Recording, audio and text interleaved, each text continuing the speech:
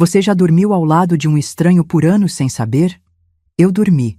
Por 3 longos anos, dividi a cama com um homem que eu achava conhecer como a palma da minha mão, mas que guardava segredos tão sombrios que ainda hoje, aos 69 anos, sinto um arrepio na espinha quando lembro.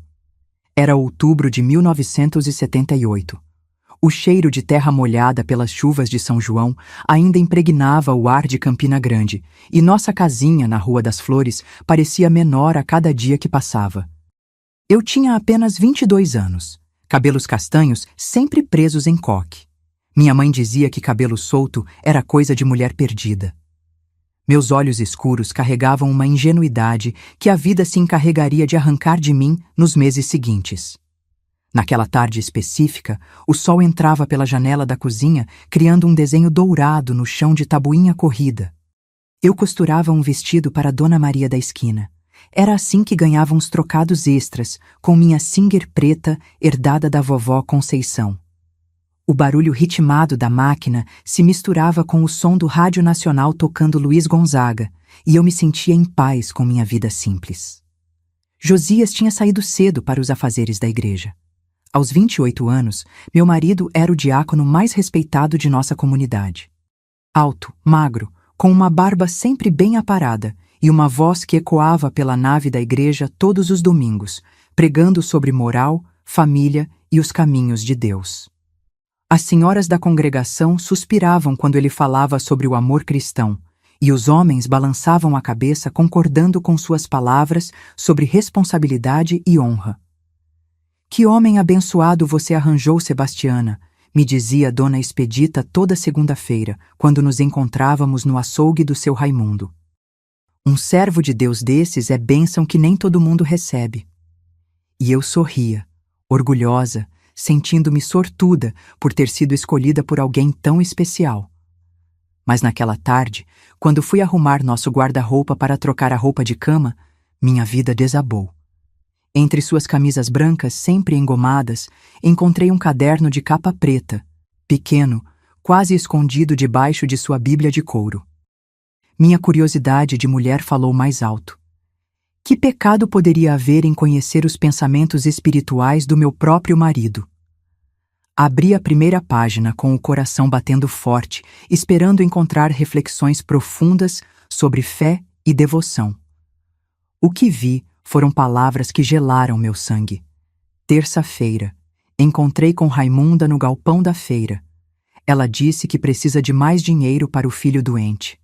Prometi resolver, desde que ela mantenha nosso acordo. Meus dedos tremeram reconhecendo a letra miúda de Josias. Raimunda. Seria a viúva da igreja, aquela que sempre pedia orações pelos filhos? Que acordo era esse? Meu coração começou a bater descompassado, e uma sensação estranha tomou conta do meu peito, como se o ar tivesse ficado mais pesado. Virei a página com medo do que encontraria, e foi pior do que imaginava. Quarta-feira, Dona Expedita trouxe as economias dela para investir na obra de Deus. Disse que confia em mim para multiplicar seu dinheiro. Usei para pagar as dívidas do bar do Zé Pequeno. Ela nunca vai saber.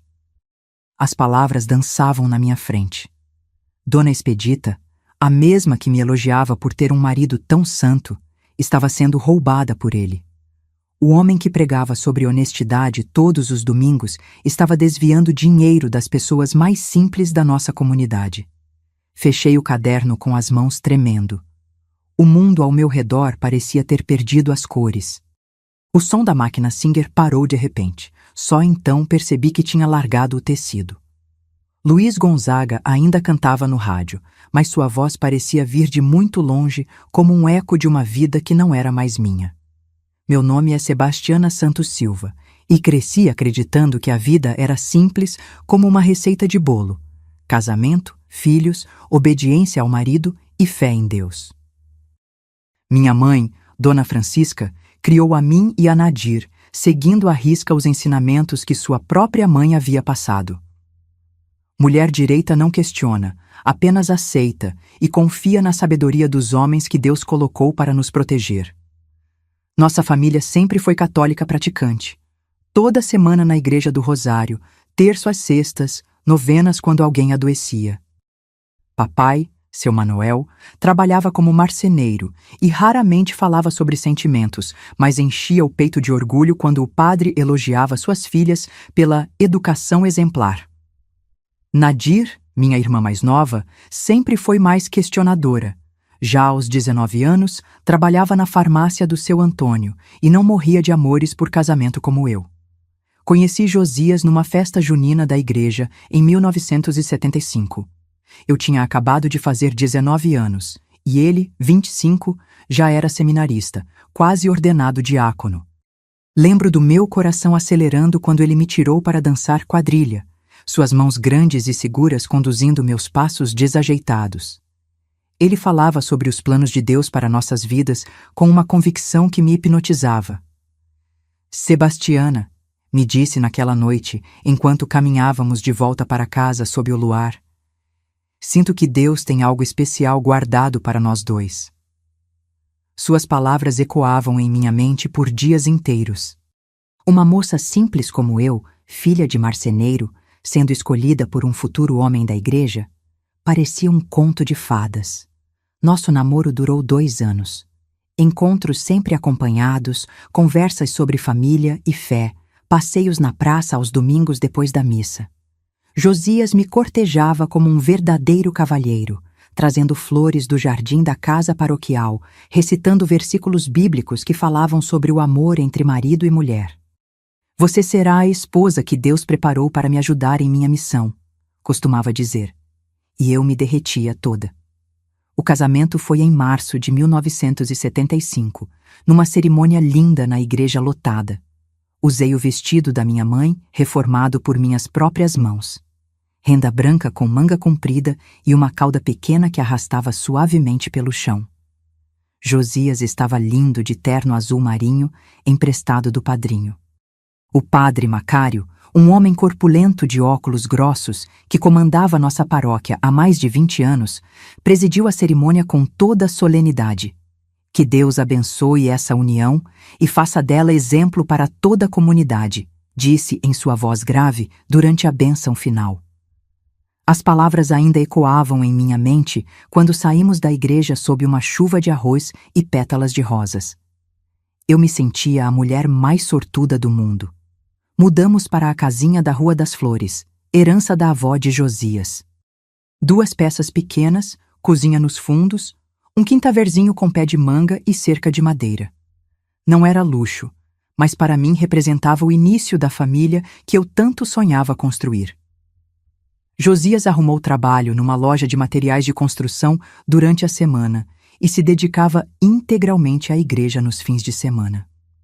Nossos primeiros anos foram felizes, ou pelo menos era o que eu acreditava. Ele saía cedo para trabalhar, voltava para o almoço, depois ia para os compromissos da igreja. Eu cuidava da casa, costurava para fora e sonhava com o dia em que teríamos filhos correndo pelo quintal. Às noites, ele me contava sobre os problemas das famílias da comunidade, os dilemas espirituais que enfrentava, os conselhos que dava às pessoas aflitas. É uma responsabilidade muito grande, Sebastiana, me dizia enquanto eu servia o jantar. As pessoas confiam em mim, acreditam que posso ajudá-las a encontrar o caminho certo. E eu o admirava ainda mais, orgulhosa de ter um marido tão dedicado ao próximo. Que ironia amarga descobrir, 3 anos depois, que esse mesmo homem que eu venerava estava destruindo exatamente as vidas que prometia salvar. O caderno escuro queimava em minhas mãos como brasas do inferno. Sentei na beira da cama que dividíamos há 3 anos, aquela cama de casal simples que papai fez especialmente para nosso casamento, e comecei a ler, página por página, a verdadeira face do homem com quem compartilhava travesseiro todas as noites. Segunda-feira. Marieta veio chorar na sacristia outra vez. O marido bebe demais e ela não tem dinheiro nem para comprar leite das crianças. Disse que faria qualquer coisa por ajuda. Aproveitei a oportunidade. Marieta era a mulher do Zé das Couves, conhecida de todo mundo por sua luta para sustentar os 4 filhos pequenos. Que oportunidade era essa que meu marido havia aproveitado? Cada página revelava uma nova traição, uma nova mentira, uma nova vida destruída pelas mãos daquele que deveria estar protegendo o rebanho de Deus. Havia registros de dinheiro das coletas desviado para pagar dívidas pessoais de jogo e bebida. Encontros secretos com mulheres vulneráveis da comunidade. Promessas falsas de ajuda espiritual em troca de favores que minha mente se recusava a processar completamente. Sábado, o dinheiro da festa de São João deu para quitar o que devia para o Zé Pequeno. Padre Macário nem desconfia. Disse às senhoras do grupo de oração que o dinheiro foi investido em obras sociais da paróquia. Elas acreditam em tudo que eu falo. A cinismo era evidente em cada palavra, como se fosse um jogo para ele, uma brincadeira cruel com a fé alheia. Meu estômago embrulhou. O Zé Pequeno era dono do boteco mais mal afamado da cidade, lugar onde os homens perdiam o dinheiro do sustento da família em jogos e cachaça. Josias, meu santo marido, frequentava aquele antro de perdição e ainda usava o dinheiro sagrado da igreja para pagar suas dívidas. O sol já estava se pondo quando ouvi o barulho familiar dos passos dele na calçada de paralelepípedo. O portão de madeira rangeu como sempre rangia. Os passos pesados atravessaram o pequeno quintal. As chaves balançaram na fechadura. Meu coração batia tão forte que eu tinha certeza de que ele poderia ouvir através da parede. "Boa noite, meu amor", ele disse ao entrar, como fazia todas as noites há 3 anos. Sua voz carregava o mesmo tom carinhoso de sempre, mas agora cada palavra soava falsa em meus ouvidos. "Como foi seu dia?" Eu estava sentada na cadeira de balanço da minha mãe, aquela que ela me deu de presente de casamento, dizendo que toda mulher precisava de um cantinho para pensar. O diário estava no meu colo, as páginas abertas na entrada mais recente. O lampião a gás criava sombras dançantes nas paredes caiadas, dando um ar fantasmagórico àquele momento que mudaria nossas vidas para sempre.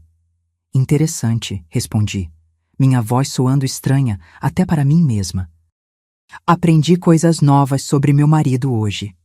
Josias parou no meio da sala.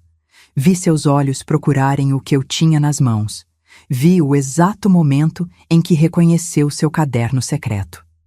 Sua expressão mudou instantaneamente. A máscara do homem santo caiu, revelando algo frio e calculista que nunca tinha visto antes. "Sebastiana, você não deveria ter mexido nas minhas coisas." Sua voz baixou uma oitava, assumindo um tom que me arrepiou. "Essas são questões complexas que você não consegue entender." "Não consigo entender?" Levantei da cadeira, o diário ainda apertado contra meu peito. "Não consigo entender que meu marido está roubando viúvas e órfãos? Que está usando a fé das pessoas para enganá-las? Não é roubo, é redistribuição. Eu estou ajudando essas pessoas, dando a elas o que realmente precisam, não o que acham que precisam." Suas palavras saíam com uma convicção assustadora, como se ele realmente acreditasse em suas próprias mentiras. Naquele momento, olhando para aquele homem que eu achava conhecer, percebi que estava diante de um estranho. E esse estranho não parecia nem um pouco disposto a deixar seus segredos serem revelados. A discussão que se seguiu naquela noite mudou o curso da minha vida para sempre. Josias tentou de tudo.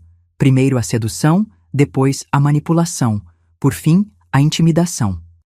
Passou horas tentando me convencer de que eu havia interpretado mal suas anotações, que se tratava de métodos não convencionais de ajuda pastoral, que uma mulher simples como eu não poderia compreender.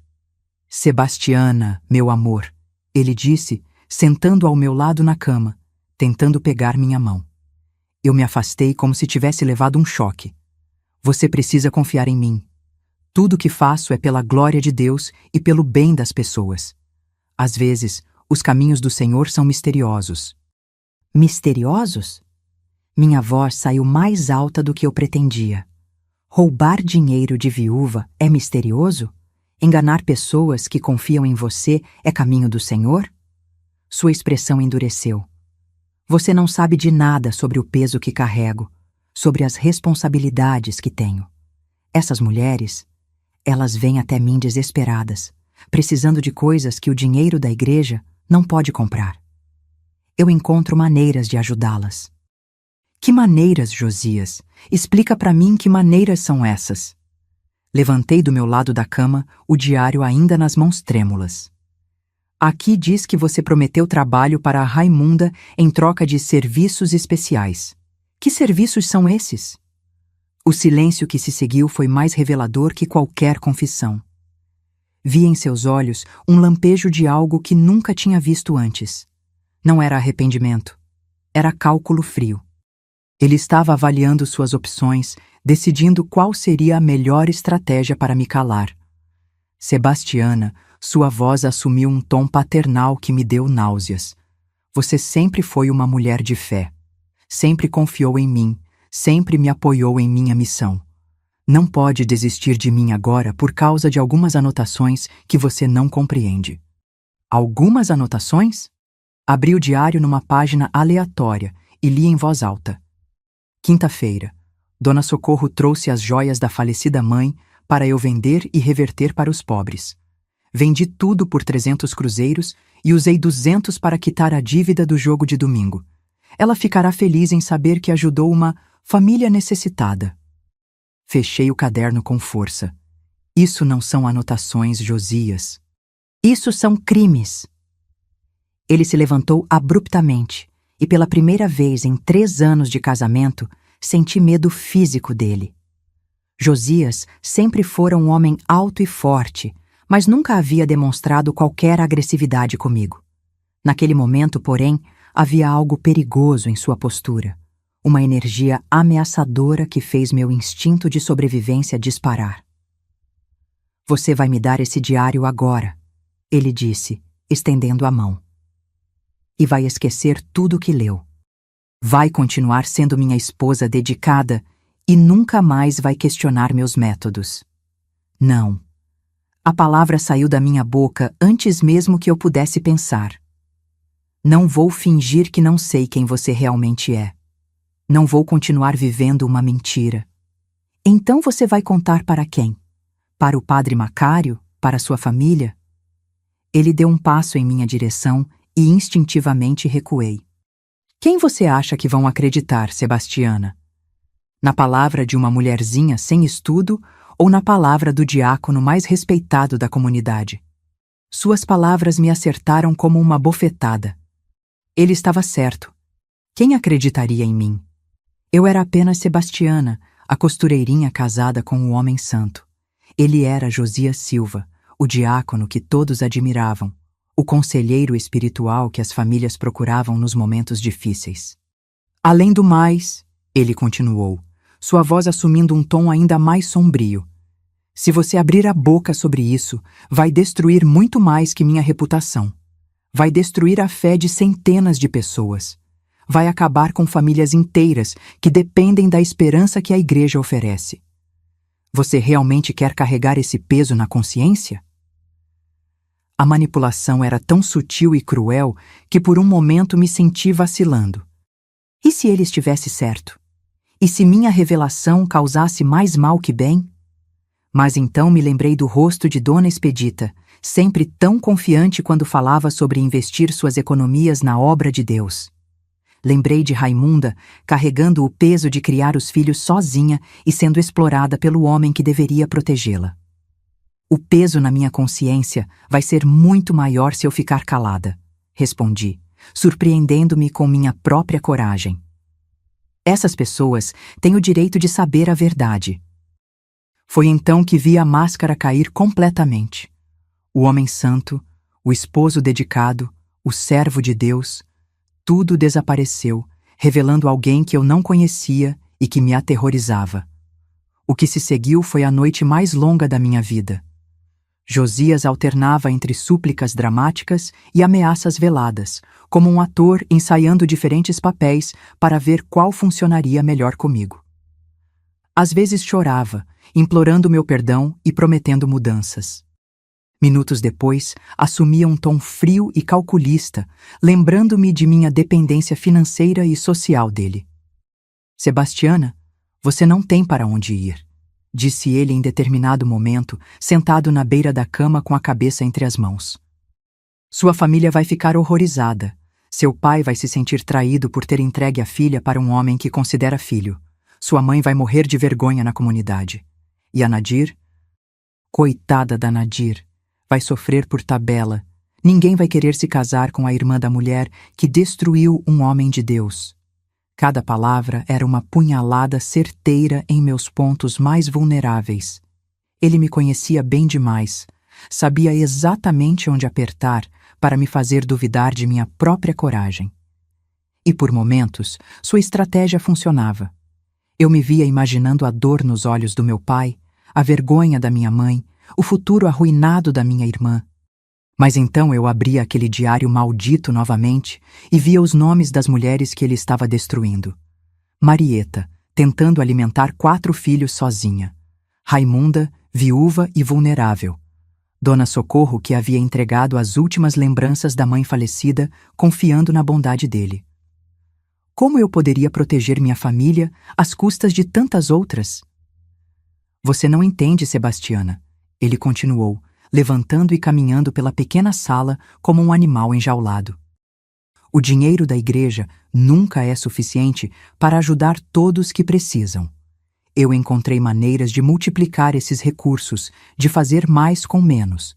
Se às vezes preciso usar métodos não convencionais, é porque o resultado final justifica. Métodos não convencionais? Não conseguia controlar a indignação na minha voz. Você chama roubo e mentira de métodos não convencionais? Eu não roubo! Ele gritou pela primeira vez, e o som ecoou pelas paredes finas da nossa casa. Imediatamente baixou a voz, lembrando-se dos vizinhos. Eu redistribuo. Pego o dinheiro de quem tem mais e dou para quem precisa mais. É justiça social, Sebastiana. É o que Cristo faria. A blasfêmia dessas palavras me deixou sem ar. Ver meu marido usar o nome de Jesus para justificar seus crimes foi o golpe final na minha fé conjugal. Naquele momento, percebi que não estava apenas casada com um criminoso. Estava casada com alguém que havia perdido completamente a noção do certo e do errado. Durante toda a madrugada, minha mente funcionou em 2 velocidades diferentes. Por um lado, tentava processar a magnitude do que havia descoberto. Não era apenas infidelidade ou desonestidade comum. Era uma traição sistemática de tudo em que eu acreditava. Por outro lado, meu coração de esposa tentava desesperadamente encontrar uma explicação, uma justificativa, uma forma de conciliar o homem que eu amava com o monstro revelado naquelas páginas.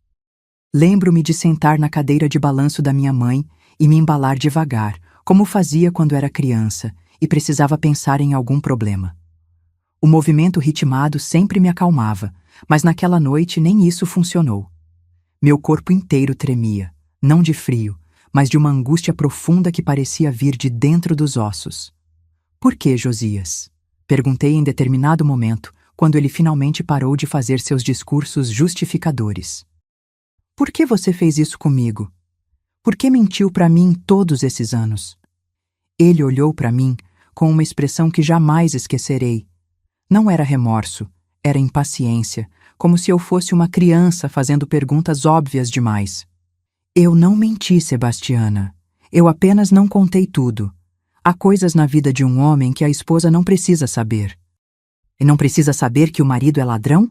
Não precisa saber que o homem com quem divide a cama está destruindo famílias inteiras? Minha voz subiu novamente, e dessa vez não me importei com os vizinhos. Você está sendo dramática. Não estou destruindo ninguém. Estou ajudando essas pessoas de maneiras que elas não conseguem entender no momento, mas que um dia vão agradecer. A convicção em sua voz me aterrorizava mais que qualquer grito. Ele realmente acreditava em suas próprias mentiras. Não havia um criminoso consciente de seus crimes ali. Havia um homem completamente desconectado da realidade, vivendo numa fantasia onde seus atos cruéis eram gestos de bondade. O amanhecer chegou sem que tivéssemos chegado a qualquer resolução. Josias havia adormecido na cadeira da sala por volta das 4 da manhã, exausto de tanto argumentar. Eu permaneci acordada, sentada na cama, observando aquele homem que ronca suavemente como se nada tivesse acontecido. Como ele conseguia dormir tão tranquilo depois de tudo que havia sido revelado? Quando os primeiros raios de sol entraram pela janela, tomei uma decisão que mudaria o rumo de tudo. Iria procurar o padre Macário naquela mesma manhã. Não podia carregar aquele peso sozinha, não podia permitir que mais famílias fossem prejudicadas pelo homem que deveria protegê-las. Preparei o café da manhã como sempre fazia, numa tentativa de manter a normalidade enquanto minha mente fervilhava com planos. Josias acordou com o cheiro do café e agiu como se a noite anterior tivesse sido apenas um pesadelo passageiro. "Bom dia, meu amor", disse, beijando minha testa como fazia todas as manhãs. O gesto me fez recuar instintivamente. "Espero que tenha dormido bem e pensado melhor sobre nossa conversa de ontem." "Pensei muito", respondi, servindo seu café na caneca azul que ele sempre usava. "E minha decisão continua a mesma." Sua expressão endureceu instantaneamente. "Sebastiana, você precisa entender que se fizer isso, vai destruir muito mais que nossa família. Vai destruir a fé de uma comunidade inteira. A comunidade merece saber a verdade." "A verdade?" Ele deu uma risada amarga. "A verdade é que, sem mim, metade dessas famílias não teria recebido ajuda nenhuma. A verdade é que eu encontrei maneiras de fazer o dinheiro da igreja render mais, de ajudar mais gente. Se meus métodos não são convencionais, é porque os métodos convencionais não funcionam." Olhei para aquele homem e me perguntei se ele sempre havia sido assim ou se a corrupção havia crescido gradualmente, envenenando sua alma aos poucos. Será que houve um momento em que Josias realmente queria ajudar as pessoas, antes de se perder em suas próprias mentiras? "Você não está ajudando ninguém", disse, com uma firmeza que me surpreendeu. "Está se aproveitando da vulnerabilidade das pessoas para satisfazer seus próprios vícios." "Meus vícios?" Sua voz assumiu um tom perigoso. "De que vícios você está falando?" Abri o diário numa página específica e li: "Domingo. Perdi 50 cruzeiros no dominó do Zé Pequeno. Preciso repor antes que façam a conta da coleta. A viúva do Antônio disse que tem umas economias guardadas para emergências. Vou convencê-la a investir na obra de Deus."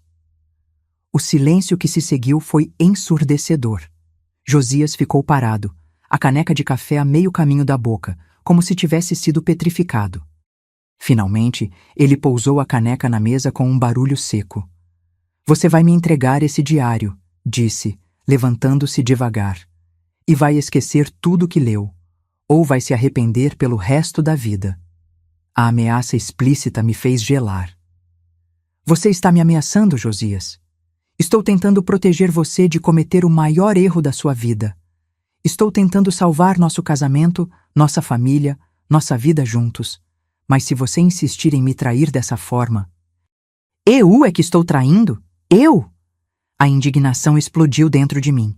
"Quem traiu aqui foi você. Traiu a mim, traiu nossa família, traiu toda a comunidade que confia em você." Ele deu um passo em direção a mim, e pela primeira vez em 3 anos de casamento, senti medo físico real. Havia algo em seus olhos que nunca tinha visto antes, uma frieza calculista que me fez entender que eu não conhecia esse homem de forma alguma. "Se você for falar com o padre Macário, vai estar assinando nossa sentença de morte social", disse ele, parando a poucos centímetros de mim. "Ninguém vai acreditar em você. Todos vão pensar que você está inventando história por ciúmes ou por ter algum problema mental, e quando sua credibilidade for destruída, quem vai cuidar de você?" Suas palavras eram como veneno sendo injetado diretamente em minhas veias. Ele conhecia todas as minhas inseguranças, todos os meus medos, e estava usando esse conhecimento como arma contra mim. Por um momento terrível, quase acreditei que ele poderia estar certo. Quem acreditaria na palavra de uma mulher simples contra a de um diácono respeitado? Mas então me lembrei da minha irmã Nadir, sempre corajosa, sempre disposta a lutar pelo que era certo. Me lembrei das mulheres que estavam sendo exploradas naquele exato momento. E encontrei uma coragem que nem sabia que existia dentro de mim. Naquela manhã, quando Josias saiu para o trabalho depois de mais uma rodada de ameaças veladas, cometi o que seria considerado o primeiro ato de rebeldia da minha vida adulta. Saí de casa sem permissão, levando o diário escondido na bolsa de palha que minha mãe havia tecido para mim no casamento. A caminhada até a casa paroquial nunca pareceu tão longa. Cada passo no calçamento irregular de Campina Grande ecoava como um tambor anunciando minha traição conjugal. Era assim que eu me sentia. Uma traidora, não do marido criminoso, mas dos valores que havia aprendido sobre obediência e lealdade matrimonial. Dona Conceição, a vizinha que sempre cumprimentava da janela, acenou como fazia todas as manhãs. Será que ela percebeu algo diferente em meu semblante? Seu Raimundo, dono do açougue, gritou um "Bom dia, Dona Sebastiana", alegre quando passei em frente a seu estabelecimento. Senti vontade de parar e pedir conselhos, mas como explicar a situação sem revelar os segredos que ainda não sabia se deveria revelar? A casa paroquial ficava ao lado da igreja, uma construção simples de tijolos pintados de branco com uma varanda pequena, onde o padre Macário costumava receber as visitas. Quando cheguei, ele estava regando as plantas da entrada, usando um regador de metal antigo que fazia um barulho reconfortante enquanto a água tocava a terra seca. "Sebastiana", padre Macário sorriu ao me ver, suas bochechas coradas contrastando com o cabelo grisalho. "Que surpresa agradável! Como está nossa família Silva?"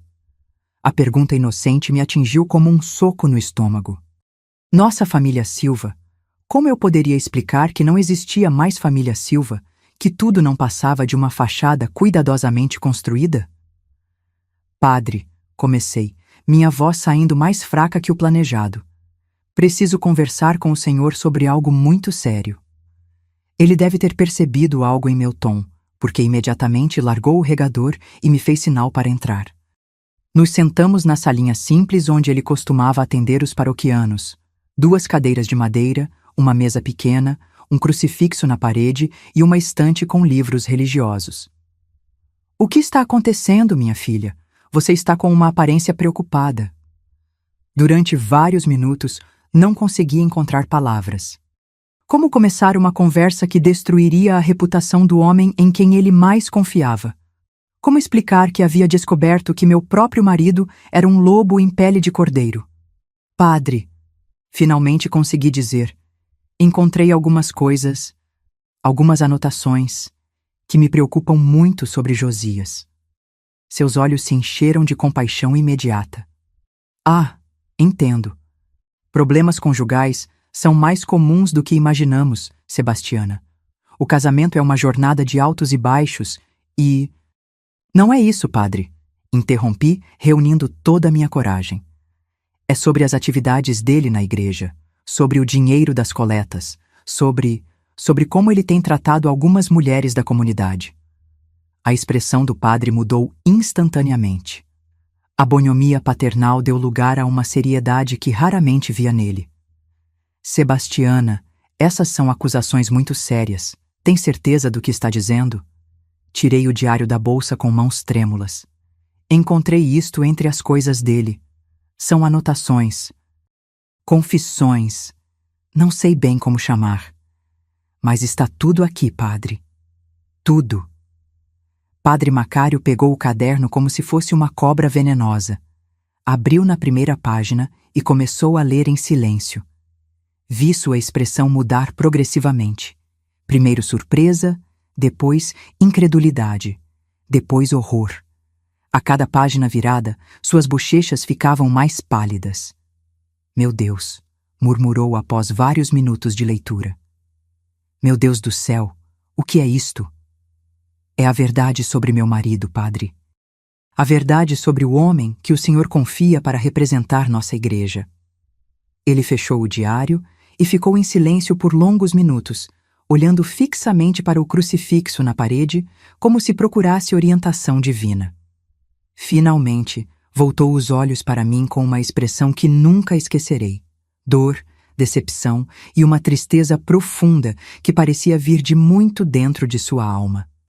"Sebastiana, você entende a gravidade do que está me mostrando?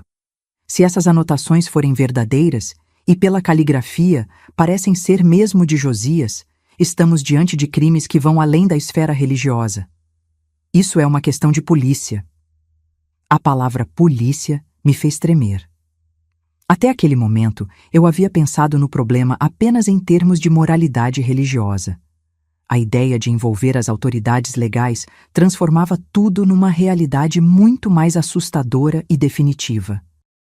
Padre Macário decidiu que precisávamos de mais evidências antes de tomar qualquer atitude drástica. Uma acusação dessas pode destruir não apenas a vida do Josias, mas também a confiança da comunidade inteira na igreja, explicou, fechando o diário cuidadosamente. Precisamos ter certeza absoluta antes de agir. Sua cautela me frustrava e, ao mesmo tempo, me tranquilizava. Por um lado, eu queria que a verdade viesse à tona imediatamente, que as famílias prejudicadas fossem alertadas e protegidas. Por outro lado, uma parte de mim ainda esperava que houvesse alguma explicação, alguma forma de resolver tudo sem destruir completamente a vida que eu conhecia. O que o senhor sugere que façamos? Perguntei, sentindo-me pequena e perdida naquela cadeira de madeira. Vamos investigar discretamente. Vou conversar com algumas das pessoas mencionadas no diário, fazer perguntas cuidadosas sem revelar o motivo. E você? Ele hesitou, como se estivesse prestes a pedir algo muito difícil. Você precisa voltar para casa e agir normalmente. Não pode dar sinais de que descobriu algo. A ideia de voltar para casa e fingir que nada havia acontecido me pareceu impossível. Como eu faria para olhar nos olhos de Josias e não demonstrar nojo? Como conseguiria dormir ao lado dele sabendo quem ele realmente era? Eu não sei se consigo, padre. Não sei se tenho força para fingir que ainda sou a esposa ignorante e obediente.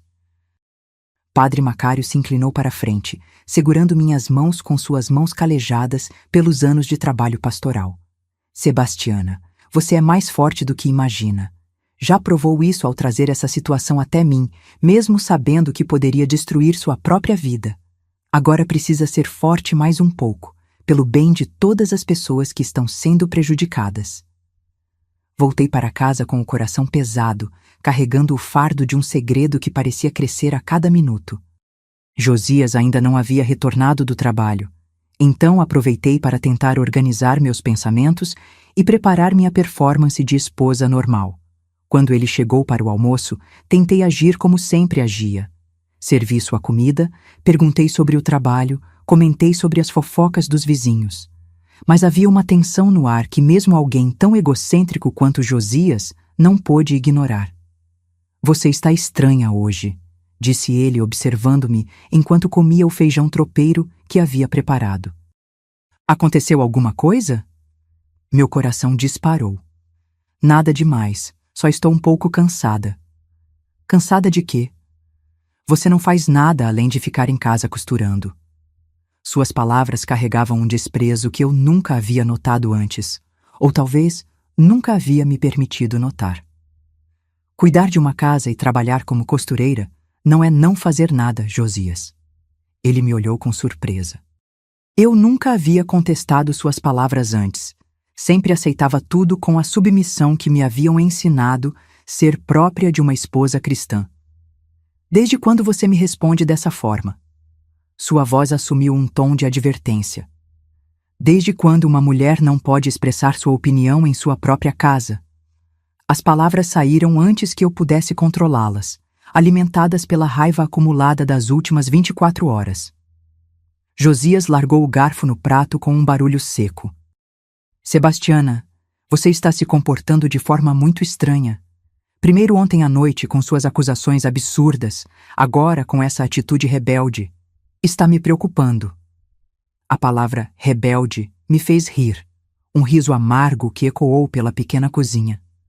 Rebelde por querer honestidade do meu próprio marido? Rebelde por questionar comportamentos que vão contra tudo em que acreditamos?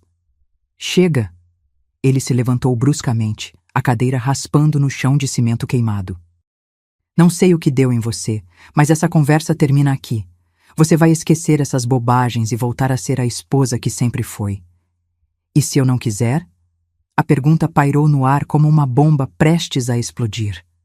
Josias me encarou com uma expressão que jamais havia visto.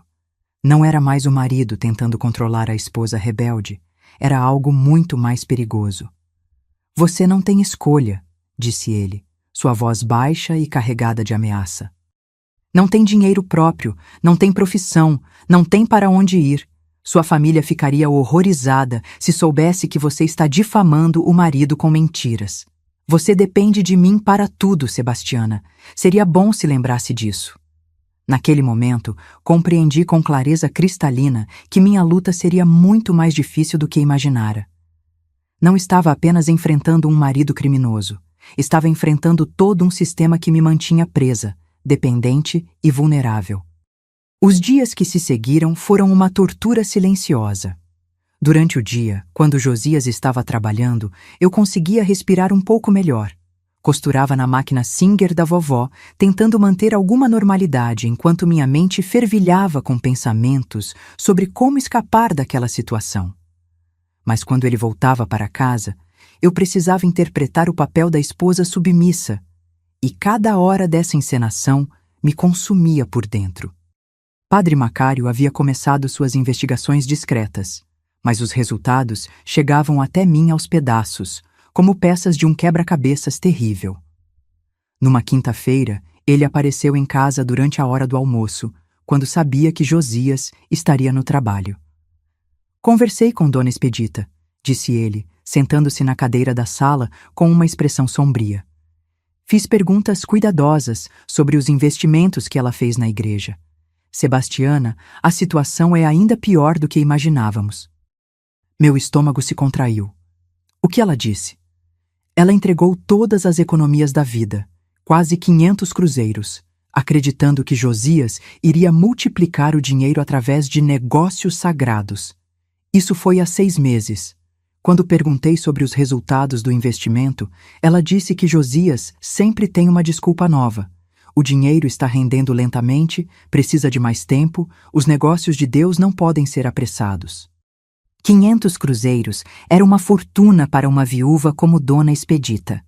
Provavelmente representava anos de economia, guardados centavo por centavo para emergências ou para deixar como herança para os filhos. E a Raimunda? Perguntei, embora já soubesse que a resposta seria devastadora. Padre Macário baixou os olhos. Prefiro não entrar em detalhes, mas Josias prometeu conseguir trabalho para ela na secretaria da prefeitura em troca de favores. Ela acreditou porque estava desesperada para alimentar os filhos. O trabalho nunca apareceu, mas ele continuou exigindo os favores, com a promessa de que logo conseguiria a vaga.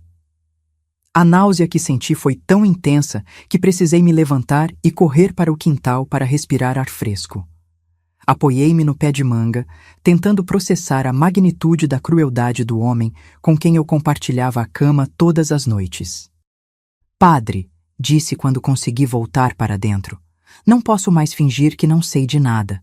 Não consigo mais olhar para ele sem sentir repulsa. Sebastiana, eu entendo sua angústia, mas ainda precisamos de mais tempo. Estou reunindo evidências suficientes para apresentar ao bispo.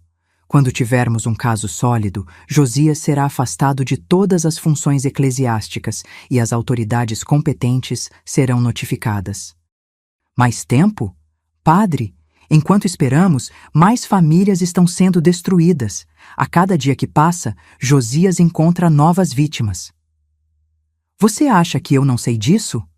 A voz do padre subiu pela primeira vez desde que o conhecia. Você acha que não estou sofrendo com essa situação? Mas se agirmos precipitadamente, ele pode fugir, destruir evidências e nunca conseguiremos fazer justiça. Compreendi naquele momento que Padre Macário estava tão perdido quanto eu. Ele havia dedicado a vida inteira à igreja. Confiara em Josias como um filho espiritual, e agora descobria que havia sido enganado por anos. Sua dor era diferente da minha, mas não menos intensa. Naquela noite, Josias chegou em casa mais tarde que o normal, cheirando levemente a álcool. Não era incomum. Ele às vezes tomava uma cerveja com os colegas depois do trabalho. Mas agora eu sabia que provavelmente havia estado no boteco do Zé Pequeno, jogando o dinheiro que não era dele. "Como foi seu dia, meu amor?" perguntou, beijando minha testa como sempre fazia. O gesto que antes me tranquilizava, agora me dava arrepios. "Normal", respondi, servindo seu jantar. "E o seu?" "Corrido. Muitos problemas na loja. E você sabe como é, sempre tem alguém da igreja precisando de ajuda." Ele disse isso com uma naturalidade assustadora, como se realmente acreditasse que estava ajudando as pessoas. Durante o jantar, observei seu comportamento com outros olhos. A forma como falava sobre seus paroquianos com um tom proprietário, como se fossem recursos à sua disposição. A maneira como planejava suas atividades pastorais, sempre pensando em oportunidades de lucro. Tudo estava ali, bem na minha frente, mas eu havia sido cega demais para ver. "Sebastiana", ele disse de repente, interrompendo meus pensamentos. "Você tem estado muito quieta ultimamente. Espero que não esteja ainda pensando naquelas bobagens do outro dia." Olhei nos olhos dele e vi algo que me gelou. Não era preocupação genuína, era vigilância. Ele estava me testando, procurando sinais de que eu ainda representava uma ameaça aos seus segredos. As semanas que se seguiram foram uma dança perigosa entre revelação e ocultação. Josias havia se tornado mais atento ao meu comportamento, observando cada palavra, cada gesto, cada expressão facial como um predador estudando sua possível presa. Eu, por minha vez, precisava equilibrar minha fúria crescente com a necessidade de manter as aparências até que Padre Macário tivesse evidências suficientes para agir. A situação ficou ainda mais tensa quando Nadir começou a fazer perguntas. Minha irmã sempre fora perspicaz, e durante nossas conversas semanais no açougue, ela notou mudanças em mim que eu julgava estar escondendo bem. "Sebastiana, você está diferente", disse ela numa terça-feira, enquanto escolhíamos carne para o almoço. "Mais magra, mais calada, está tudo bem entre você e Josias?" A pergunta inocente quase me fez desabar ali mesmo, no meio da fila do açougue, rodeada pelas fofoqueiras da vizinhança que adorariam um escândalo novo para comentar. Consegui me controlar e dar uma resposta evasiva, mas vi nos olhos de Nadir que ela não havia se convencido. Em casa, a tensão era quase palpável. Josias tinha começado a fazer perguntas mais diretas sobre minhas atividades durante o dia, quem eu havia encontrado, sobre o que havíamos conversado. Numa sexta-feira, ele chegou em casa no meio da tarde, alegando ter saído mais cedo do trabalho, mas eu suspeitei que estava me vigiando. "Que surpresa boa", disse ele, encontrando-me costurando na sala. "Decidiu vir mais cedo para fazer companhia à sua esposa?" "Exato", respondeu, mas havia algo forçado em seu sorriso. "Senti saudades de você." Ele se sentou ao meu lado e ficou me observando costurar por vários minutos. O silêncio era opressivo, carregado de tensões não ditas. Finalmente, ele pegou minha mão, interrompendo meu trabalho. "Sebastiana, quero que saiba que amo você mais que tudo nesta vida. Nosso casamento é sagrado para mim, e faria qualquer coisa para protegê-lo." As palavras, que deveriam soar românticas, carregavam uma ameaça sutil que me fez arrepiar. "Eu também amo nosso casamento, Josias. Fico alegre em ouvir isso, porque às vezes tenho a impressão de que você anda distante, como se estivesse guardando segredos de mim." Meu coração disparou, mas forcei um sorriso.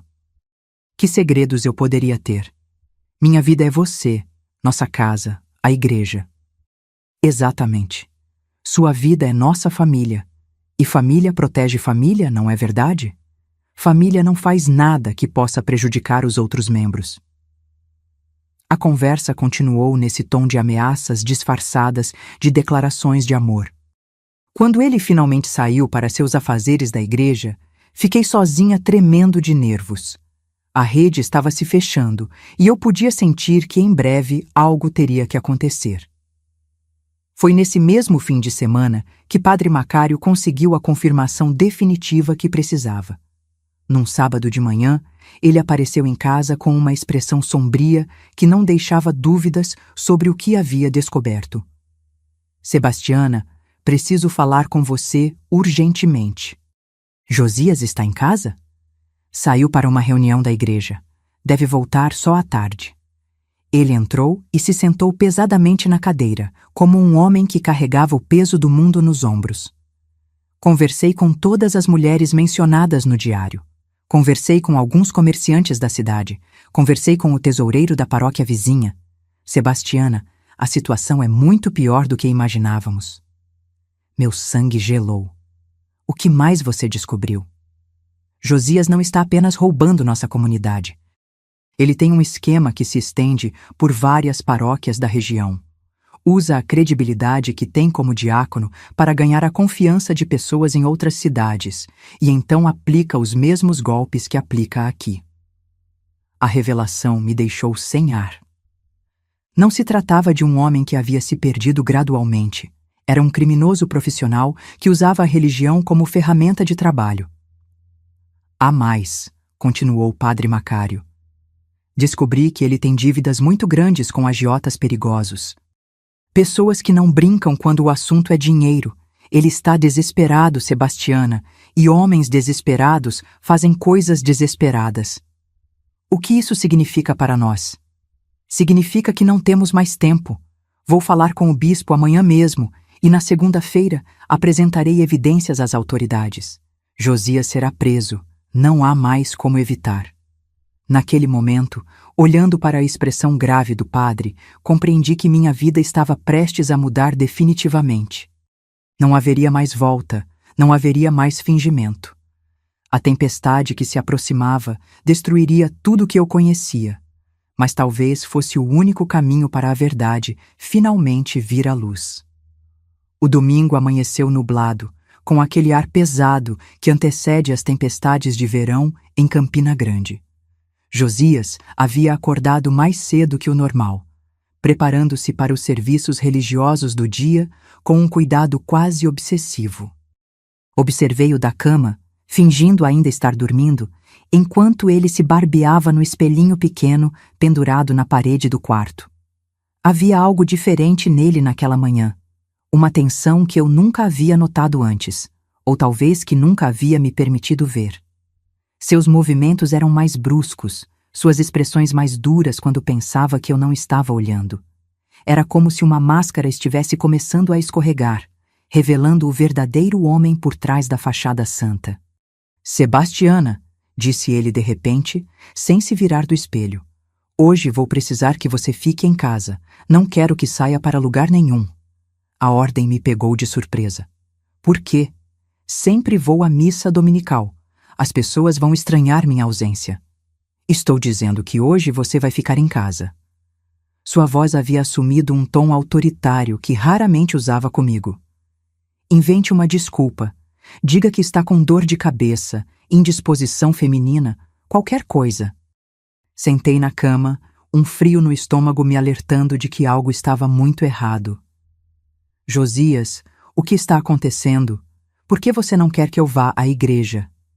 Ele finalmente se virou para mim, e o que vi em seus olhos me aterrorizou. Não era mais o marido preocupado ou ciumento. Era algo selvagem, desesperado, como um animal encurralado. Porque eu disse que não. E em casa de família, a palavra do homem é lei. Ele terminou de se barbear com movimentos precisos e cortantes. Espero não ter que repetir. Durante todo o café da manhã, uma tensão elétrica pairava no ar. Josias comia em silêncio, olhando-me ocasionalmente com uma expressão que não conseguia decifrar. Quando terminou, levantou-se abruptamente e foi buscar algo no quarto. Voltou com uma chave na mão. A chave do nosso quarto, que normalmente ficava sempre na fechadura. Vou trancar você aqui dentro, disse com uma naturalidade assustadora. É para seu próprio bem, Sebastiana. Para que não faça nenhuma besteira enquanto estou fora. O mundo parou ao meu redor. Como assim trancar? Josias, você perdeu o juízo? Pelo contrário, nunca estive mais lúcido. Ele se aproximou de mim devagar, como quem se aproxima de um animal ferido. Sei que você anda conversando com pessoas que não devia. Sei que está espalhando mentiras sobre mim. E isso vai parar hoje. Tentei me levantar da cadeira, mas ele foi mais rápido. Suas mãos fortes seguraram meus ombros, me forçando a sentar novamente. A força de seus dedos deixaria marcas roxas que durariam dias. Você vai ficar aqui, quietinha, pensando sobre o que é ser uma esposa cristã de verdade. Quando eu voltar, espero encontrar a mulher com quem me casei, não essa estranha que você se tornou ultimamente. Josias, pelo amor de Deus, você não pode me trancar como se eu fosse uma criminosa. Eu sou sua esposa. Exatamente. Você é minha esposa. E eu vou proteger o que é meu, custe o que custar. O som da chave girando na fechadura ecoou pela casa como um tiro. Ouvi seus passos se afastando, a porta da frente se fechando, o portão rangendo. Depois, silêncio. Um silêncio mortal que parecia sugar todo o ar do pequeno quarto. Corri para a porta e comecei a bater, a gritar, a implorar. Josias, Josias, volte aqui. Você não pode fazer isso comigo. Minha voz ecoava pelas paredes vazias, sem resposta. Tentei forçar a fechadura, empurrar a porta, mas era sólida demais. A janela do quarto dava para o quintal dos fundos e havia grades de ferro que papai havia instalado por segurança quando nos casamos. Sentei no chão frio de cimento queimado e comecei a chorar. Não eram lágrimas de tristeza. Eram lágrimas de raiva, de humilhação, de desespero. Naquele momento, compreendi que havia ultrapassado uma linha que não tinha volta. Josias não era apenas um marido criminoso, era um homem perigoso, capaz de qualquer coisa para proteger seus segredos. Os primeiros dias do meu cativeiro se arrastaram como anos. Josias trazia comida uma vez por dia, sempre no final da tarde, quando voltava da igreja ou do trabalho. Entrava no quarto com uma bandeja simples, colocava no chão como se estivesse alimentando um animal e ficava me olhando comer com uma expressão que oscilava entre satisfação e algo que só posso descrever como loucura. Como está se sentindo hoje, meu amor? Perguntava sempre, como se estivéssemos numa conversa normal entre marido e mulher. Espero que esteja usando esse tempo para refletir sobre nosso casamento e seus deveres como esposa. No terceiro dia, tentei argumentar, implorar, negociar. Josias, isso é crime. Você não pode me manter presa assim. As pessoas vão começar a perguntar onde estou. Já cuidei disso, respondeu calmamente, sentando na beira da cama. Contei para todo mundo que você está doente, com problemas de nervos. Dona Conceição até mandou um chá de camomila. Padre Macário disse que vai incluir você nas orações especiais da semana. A ironia me fez rir, um riso histérico que ecoou pelo quarto pequeno. Padre Macário estava orando por minha saúde, sem saber que eu estava presa a poucos metros da igreja, onde ele celebrava missa todos os dias. E minha família? Nadir vai querer me ver. Sua irmã veio aqui ontem. Expliquei que você estava em crise nervosa, que o médico recomendou repouso absoluto. Ela ficou preocupada, mas respeitou minha autoridade como seu marido. Cada palavra era uma punhalada. Imaginar Nadir na porta de casa, preocupada comigo, enquanto eu estava trancada a poucos metros de distância, me dava uma sensação de desespero que beirava a loucura. Os dias se misturavam numa rotina torturante. Acordava com o som do galo do vizinho, passava as manhãs ouvindo os ruídos da rua através da janela gradeada. Crianças indo para a escola, mulheres conversando no açougue. A vida normal acontecendo enquanto eu definhava naquele quarto que cheirava cada vez mais a mofo e desespero. Para manter a sanidade, comecei a fazer risquinhos na parede com um pedaço de tijolo solto. Cada risco representava um dia de prisão. Quando completei 2 fileiras de 5 riscos cada, compreendi que já havia passado 2 semanas naquele inferno. Josias continuava suas encenações diárias. Chegava em casa falando sobre o trabalho, sobre os problemas da igreja, sobre como as pessoas perguntavam por mim. Dona Expedita mandou lembranças. Dizia numa tarde: Disse que está orando pela sua recuperação. Ou então, Raimunda perguntou se você precisa de alguma coisa. Que mulher bondosa, sempre preocupada com o próximo. A crueldade dessas palavras era calculada. Ele sabia que eu conhecia a verdade sobre seu relacionamento com essas mulheres e usava isso para me torturar psicologicamente. Era como se estivesse brincando com um rato antes de matá-lo. No final da segunda semana, algo mudou. Josias chegou em casa mais agitado que o normal, com um nervosismo que transparecia em cada movimento.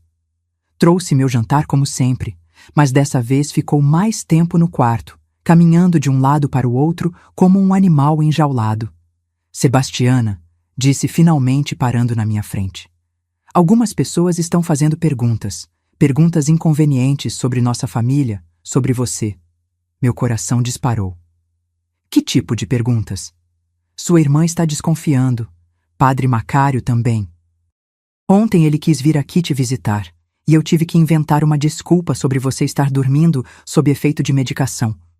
Pela primeira vez em semanas, senti uma centelha de esperança. Nadir não havia desistido de mim. Ela sabia que algo estava errado e não estava aceitando as mentiras do meu marido.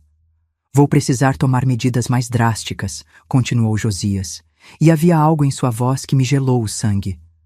Talvez seja a hora de nos mudarmos para outro lugar.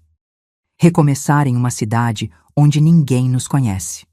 Compreendi naquele momento que minha situação havia se tornado ainda mais perigosa. Josias não estava apenas me mantendo prisioneira. Estava planejando me sequestrar definitivamente. Foi numa quinta-feira de dezembro. Lembro porque o calor estava insuportável e não havia sequer uma brisa entrando pela janela gradeada, que ouvi vozes alteradas na sala. Vozes que não eram de Josias. Meu coração disparou quando reconheci a voz inconfundível da minha irmã. Josias, faz 2 meses que não vejo minha irmã. 2 meses? Que doença é essa que não melhora nunca? Nadir, já expliquei que ela está com problemas de nervos. O médico disse que qualquer agitação pode piorar o quadro. Que médico? Qual o nome dele? Onde fica o consultório? Prendi a respiração. Minha irmã sempre fora esperta demais para engolir mentiras facilmente. Ouvi passos pesados na sala, mais de uma pessoa. Quem mais estava ali? Olha aqui, Josias. Uma voz masculina grave se juntou à conversa. Reconheci imediatamente. Era o Cabo Severino, conhecido da nossa família desde criança. A menina tem o direito de ver a irmã. Se ela está doente assim, por que não está num hospital? Cabo Severino, com todo respeito, mas questões familiares são assuntos privados. Sebastiana está sendo bem cuidada, tem tido toda a assistência necessária. Então não há problema em deixar a gente dar uma olhadinha nela, né? Só para tranquilizar a família. O silêncio que se seguiu foi tenso, carregado de ameaças não ditas. Aproveitei para gritar com toda a força que tinha nos pulmões. Nadir! Estou aqui! Ele me trancou! O barulho que se seguiu foi ensurdecedor. Ouvi cadeiras tombando, passos correndo, vozes gritando. Josias tentava explicar algo sobre episódios de loucura e necessidade de contenção por segurança, mas sua voz estava sendo abafada pelos gritos da minha irmã. Abre essa porta agora! Nadir socava a madeira com força. Sebastiana! Sebastiana! Aguenta aí! Cabo Severino, ela está delirando, não sabe o que está dizendo. Ouvi Josias tentando controlar a situação. Delirando nada, rapaz. Abre essa porta aí ou eu arrombo. O som da chave na fechadura nunca me pareceu tão doce. A porta se abriu e vi o rosto da minha irmã, vermelho de raiva e preocupação. Atrás dela, o Cabo Severino em uniforme, com uma expressão severa que não deixava dúvidas sobre suas intenções. Meu Deus do céu! Nadir correu até mim, me abraçando com força. Olha o estado que você está, magra, pálida, com olheiras. Eu estava irreconhecível mesmo. 2 meses de prisão, alimentação precária e desespero psicológico haviam me transformado numa sombra da mulher que eu era. Meus cabelos estavam desgrenhados, minha roupa suja, meu corpo trêmulo de fraqueza. Como foi que descobriu? Perguntei, ainda não acreditando que estava livre. Eu sabia que algo estava errado desde o primeiro dia. Você nunca ficaria doente tanto tempo sem me mandar recado. Procurei o tal médico que ele disse que estava te tratando. Não existe. Procurei vizinhos que poderiam ter te visto. Ninguém viu. Ontem à noite, resolvi que já chega e trouxe o cabo Severino comigo. Olhei para Josias, que estava encostado na parede da sala com uma expressão de animal acuado. Sua máscara havia caído completamente. Não restava nada do diácono respeitado, apenas um homem desesperado e perigoso. Josias Silva, disse o cabo Severino com voz oficial. Você está preso por cárcere privado e maus tratos. Tem o direito de ficar calado, mas tudo o que disser... Vocês não entendem, Josias interrompeu, sua voz assumindo um tom histérico. Ela estava espalhando mentiras sobre mim. Estava tentando destruir minha reputação, meu trabalho, minha vida. Eu só estava protegendo nossa família. Protegendo? Nadir se virou para ele com fúria nos olhos. Você chama isso de proteção? Trancar uma mulher como um animal? Vizinhos começaram a se ajuntar na calçada, atraídos pelo barulho e pela presença da viatura policial. Via rostos conhecidos através da porta aberta, Dona Conceição, seu Raimundo, outras pessoas da comunidade que sempre me cumprimentavam nas idas ao açougue. Todos olhavam com espanto e curiosidade para a cena que se desenrolava na nossa pequena sala. O escândalo que eu tanto temia estava finalmente acontecendo, mas em vez de vergonha, senti um alívio imenso. A verdade estava vindo à tona, e por mais doloroso que fosse, era melhor que viver numa mentira. Hoje, aos 69 anos, quando olho para trás e revivo aqueles meses terríveis de 1978, sinto uma mistura complexa de dor e gratidão. Dor pelas ilusões perdidas, pela confiança traída, pelos sonhos despedaçados. Gratidão por ter encontrado forças que nem sabia que possuía, por ter descoberto que a coragem às vezes cresce justamente nos momentos em que nos sentimos mais fracas. Depois que o cabo Severino levou Josias algemado, minha vida se despedaçou completamente antes de poder ser reconstruída. O escândalo varreu Campina Grande como fogo em palha seca. Em poucos dias, toda a cidade sabia da prisão do diácono respeitado e das circunstâncias sórdidas que levaram à sua queda. As línguas ferinas não pouparam nem a mim. Algumas pessoas sussurravam que eu devia ter sabido, que mulher esperta não se deixa enganar por tanto tempo. Mas outras vozes se levantaram em minha defesa. Dona Expedita, quando soube que também havia sido vítima dos golpes de Josias, veio me pedir desculpas por todas as vezes que elogiou meu marido. Sebastiana, minha filha, nós duas fomos enganadas pelo capeta vestido de anjo, disse ela, segurando minhas mãos com ternura. Mas você teve coragem de enfrentá-lo. Eu não tive. Padre Macário sofreu quase tanto quanto eu. Durante semanas, ele se culpou por não ter percebido os sinais, por ter confiado cegamente em alguém que estava corrompendo tudo o que ele considerava sagrado. A investigação policial revelou a extensão completa dos crimes de Josias. Eram dezenas de famílias prejudicadas, milhares de cruzeiros desviados, uma rede de exploração que se estendia por várias cidades da região. Como eu pude ser tão cego? Perguntou o padre numa tarde, quando veio me visitar na casa dos meus pais, onde eu havia me refugiado após a prisão de Josias. Todos os sinais estavam lá. O comportamento, as contradições, as desculpas sempre prontas. Padre, respondi, o senhor viu o que Josias queria que visse.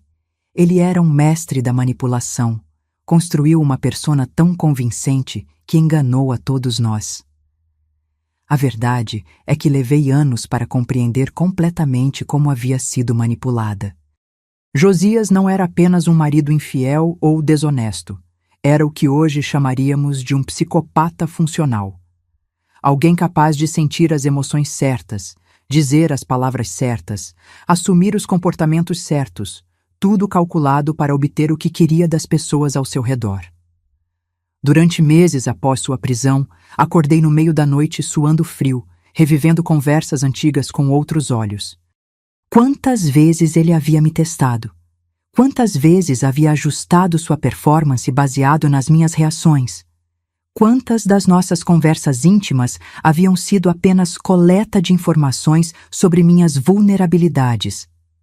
A recuperação emocional foi lenta e dolorosa. Mudei-me para Recife 6 meses depois, numa tentativa de recomeçar longe das memórias e dos olhares curiosos. Consegui trabalho numa fábrica de tecidos, dividi um quartinho pequeno com uma colega, e aos poucos fui reconstruindo não apenas minha vida, mas minha identidade. Porque essa foi a descoberta mais assustadora.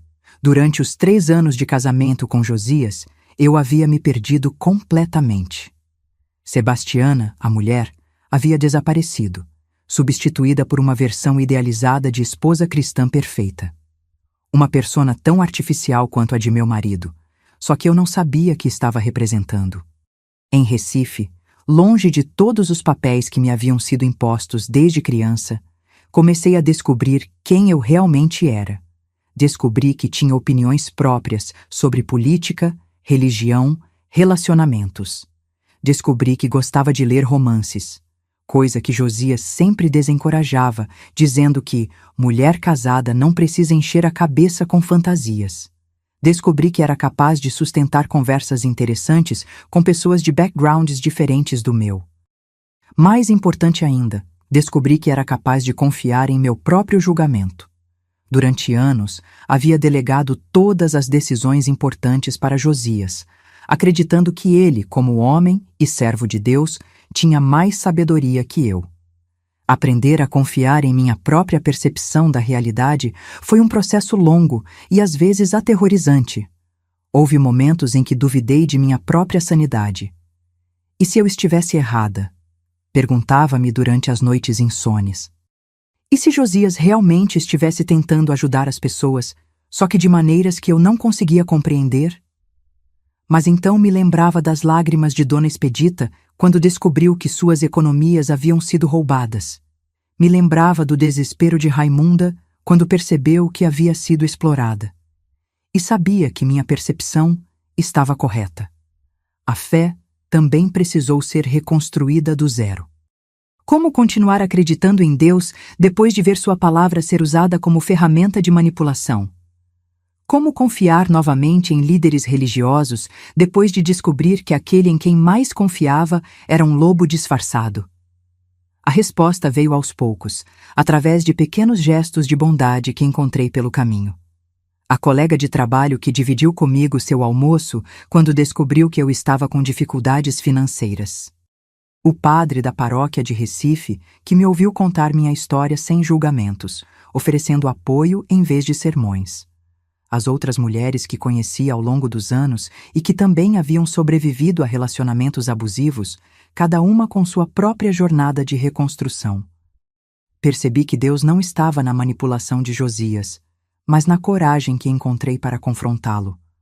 Não estava nas mentiras elaboradas que ele contava, mas na verdade simples que eu insistia em revelar. Não estava na submissão cega que me ensinaram a praticar, mas na força interior que me permitiu lutar pela justiça. Casei-me novamente aos 31 anos, com um homem gentil chamado Roberto que conheci na fábrica. Ele era viúvo, pai de 2 filhas pequenas, e nunca tentou me moldar no que achava que uma esposa deveria ser. Pelo contrário, parecia fascinado pela mulher forte e independente que eu havia me tornado. Sebastiana, me disse numa tarde, quando eu hesitava em dar minha opinião sobre um assunto importante. Sua voz é uma das coisas mais bonitas que existe. Nunca a esconda. Tivemos 35 anos de casamento feliz antes de Roberto partir, vítima de um infarte aos 72 anos. Criamos as meninas como se fossem minhas filhas biológicas, e hoje tenho 5 netos que me enchem de alegria e orgulho. Eles não sabem todos os detalhes da minha primeira experiência matrimonial. Algumas histórias são pesadas demais para corações jovens, mas sabem que a vovó Sebastiana é uma mulher que nunca se deixou vencer pelas dificuldades da vida. Josias foi condenado a 8 anos de prisão, mas cumpriu apenas 5 por bom comportamento. Soube por terceiros que tentou se aproximar de mim quando foi solto, mandando cartas através de conhecidos em comum. Nunca li nenhuma delas. Algumas feridas cicatrizam melhor quando não são cutucadas constantemente. Ele morreu aos 51 anos, numa cidade do interior onde havia tentado recomeçar após a prisão. Dizem que foi de cirrose, resultado de anos de bebida pesada.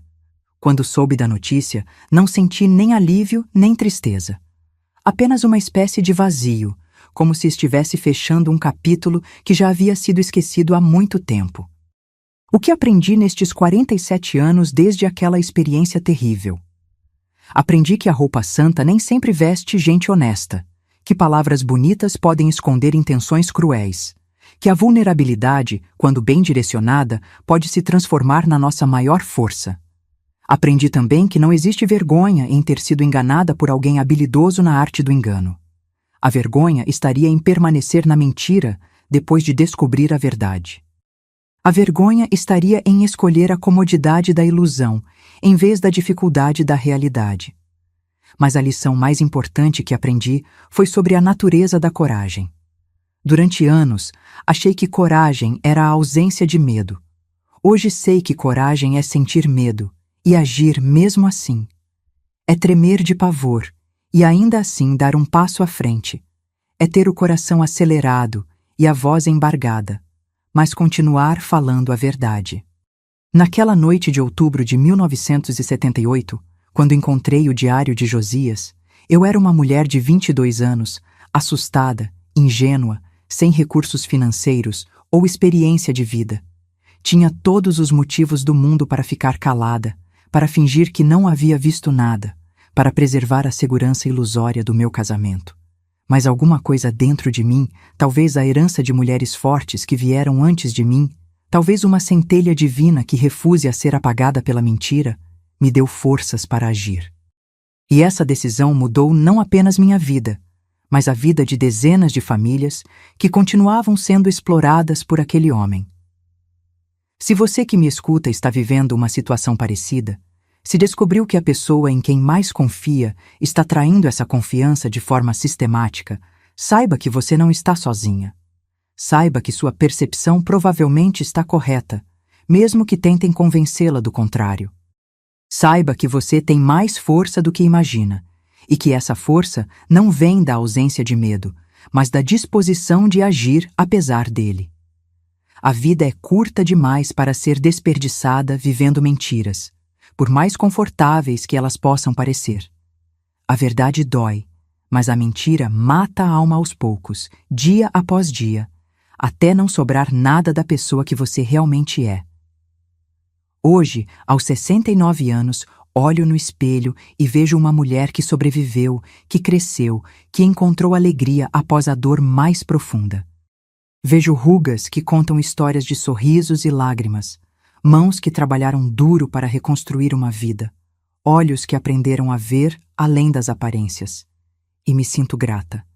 Grata pela dor que me ensinou a reconhecer a alegria verdadeira. Grata pelo engano que me ensinou a valorizar a honestidade. Grata pela fraqueza que me mostrou onde estava minha verdadeira força. Porque no final das contas, não são as tempestades que definem quem somos.